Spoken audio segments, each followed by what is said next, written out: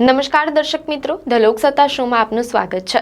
પશ્ચિમ એશિયાના મહાસંકટ ગાઝા સંઘર્ષ પર એક અત્યંત મહત્વપૂર્ણ અને આશાસ્પદ સમાચાર સામે આવ્યા છે। અમેરિકી રાષ્ટ્રપતિ ડોનાલ્ડ ટ્રમ્પ દ્વારા તૈયાર કરાયેલી વિગતવાર શાંતિ અને પુનર્વસન યોજનાને ઇઝરાયલ અને હમાસ બંને સૈદ્ધાંતિક રીતે સ્વીકારી લીધી છે। આ સહમતિ એક એવા યુદ્ધના અંતની આશા જગાવે છે જેણે ગાઝાના લાખો લોકોને બેઘર અને ભૂખમરાનો શિકાર બનાવ્યા છે, પરંતુ સૌથી મોટો પ્રશ્ન હજી પણ યથાવત છે। ગાઝામાં યુદ્ધ વિરામ ક્યારે લાગુ થશે? છેલ્લા ઘણા મહિનાઓથી ચાલી રહેલા લોહિયાળ સંઘર્ષ પછી આ પહેલીવાર છે જ્યારે બંને મુખ્ય પક્ષોએ અમેરિકાની મધ્યસ્થીથી તૈયાર થયેલા દસ્તાવેજ પર સૈદ્ધાંતિક સહમતિ દર્શાવી છે। ઇઝરાયલ ગાઝામાંથી પોતાની સેના પાછી ખેંચવા તૈયાર છે અને હમાસ પણ શાંતિ વાટાઘાટો તેમજ કેદીઓ બંધકોની અદલાબદલી માટે સહમત છે। મીડિયા અહેવાલો અનુસાર રાષ્ટ્રપતિ ટ્રમ્પે તાજેતરમાં માહિતી આપી કે ઇઝરાયેલે તેમની 21 સૂત્રીય ગાઝા શાંતિ યોજનાને મંજૂરી આપી દીધી છે। આ યોજનામાં માત્ર યુદ્ધ વિરામ જ નહીં, પરંતુ લાંબા ગાળાના સમાધાન અને પુનર્વસનની વિગતો પણ સામેલ છે। ટ્રમ્પે જણાવ્યું કે આ યોજના હમાસને મોકલવામાં આવી હતી અને અલ્ટિમેટમની સમયમર્યાદા સમાપ્ત થાય તે પહેલા જ હમાસે તેને સૈદ્ધાંતિક રીતે સ્વીકારી લીધી છે। મીડિયા અહેવાલો અનુસાર યુદ્ધ વિરામમાં વિલંબનું મુખ્ય કારણ હમાસ તરફથી સત્તાવાર પુષ્ટિ ન થવી છે। ટ્રમ્પે સ્પષ્ટ કર્યું છે કે જેવી જ હમાસ દ્વારા આની સત્તાવાર પુષ્ટિ થશે, ગાઝામાં યુદ્ધ વિરામ તાત્કાલિક અસરથી લાગુ થઈ જશે। આ પુષ્ટિ માત્ર ગાઝાના લોકો માટે જ નહીં, પરંતુ સમગ્ર પશ્ચિમ એશિયામાં સ્થિરતા માટે મહત્વપૂર્ણ પગલું હશે। ટ્રમ્પની યોજના યુદ્ધ વિરામ લાગુ થયા પછીના 3 મુખ્ય અને મહત્વના તબક્કાઓનું નિર્ધારણ કરે છે, જેના પર ઇઝરાયલ અને હમાસ બંને સહમતિ દર્શાવી છે।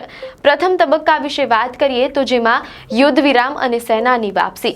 સત્તાવાર પુષ્ટિ થતાની સાથે જ યુદ્ધ વિરામ લાગુ થશે। ઇઝરાયેલી સેના ગાઝા પટ્ટીમાંથી તબક્કાવાર રીતે પાછી જશે। આ પ્રક્રિયા સુરક્ષા માર્ગદર્શિકા મુજબ નિયંત્રિત રહેશે।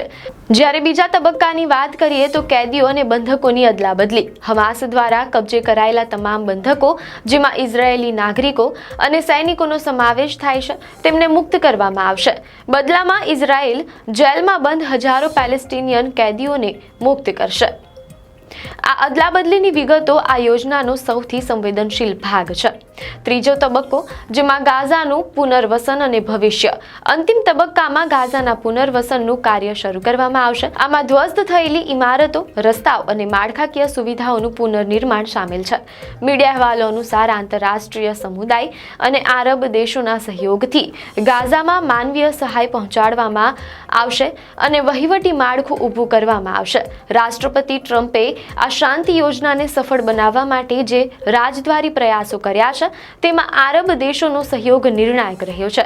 વ્હાઇટ હાઉસના પ્રેસ સચિવે એક વિડીયોમાં ટ્રમ્પને ટાંકીને જણાવ્યું હતું કે તેમણે એ તમામ આરબ દેશોનો આભાર માન્યો છે જેમણે ગાઝા સંકટને સમાપ્ત કરવા માટે તેમની યોજનાને સમર્થન આપ્યું। ટ્રમ્પે ખાસ કરીને કતાર, તુર્કી, સાઉદી અરેબિયા, ઇજિપ્ત અને જોર્ડન જેવા દેશોનો આભાર વ્યક્ત કર્યો। આ દેશોએ પડદા પાછળ રહીને ઇઝરાયલ અને હમાસને યુદ્ધ રોકવા માટે મનાવવામાં મહત્વની ભૂમિકા ભજવી છે। કતાર અને ઇજિપ્ત હમાસ સાથે સીધા સંપર્કો ધરાવે છે, જે વાટાઘાટોને શક્ય બનાવે છે।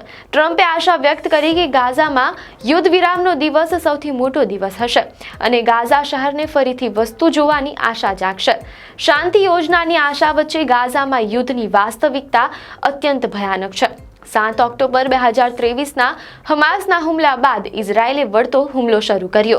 એક અંદાજ મુજબ આ સંઘર્ષમાં 25,000થી વધુ હમાસના લોકો માર્યા ગયા છે, પરંતુ આ આંકડા સાથે ગાઝા શહેરની સંપૂર્ણ બરબાદી પણ જોડાયેલી છે। ઇઝરાયેલના સતત હુમલાઓને કારણે તમામ ઇમારતો અને ઘરો ધ્વસ્ત થઈ ગયા છે, જેના કારણે ગાઝાના લોકો આજે ખુલ્લા આકાશ નીચે જીવન જીવવા મજબૂર બન્યા છે। સંયુક્ત રાષ્ટ્ર, UN અને અન્ય માનવતાવાદી સંસ્થાઓના અહેવાલો મુજબ શહેરમાં ભૂખમરો, દુષ્કાળ, રોગચાળો અને કુપોષણ વ્યાપકપણે ફેલાયું છે। તબીબી સુવિધાઓનો અભાવ અને સ્વચ્છ પાણીની અછતને કારણે સ્થિતિ બેકાબૂ બની ગઈ છે। ઇઝરાયલ હમાસ વચ્ચેની સૈદ્ધાંતિક સહમતિ ગાઝાના લોકો માટે આશાનું એકમાત્ર કિરણ છે। જો હમાસ સત્તાવાર પુષ્ટિ આપી દે છે તો લાખો લોકોનું જીવન બચાવવાની પ્રક્રિયા શરૂ થઈ શકે છે। જો કે આ શાંતિ કેટલી ટકશે અને ગાઝાનું વહીવટી માળખું કેવી રીતે તૈયાર થશે તે ભવિષ્ય ભવિષ્યમાં સૌથી મોટો રાજકીય અને સુરક્ષા પડકાર બની રહેશે. હાલમાં વિશ્વની નજર હમાસની સત્તાવાર પુષ્ટિ પર ટકેલી છે, જે આ ભયંકર યુદ્ધ પર અંતિમ પડદો પાડી શકે છે.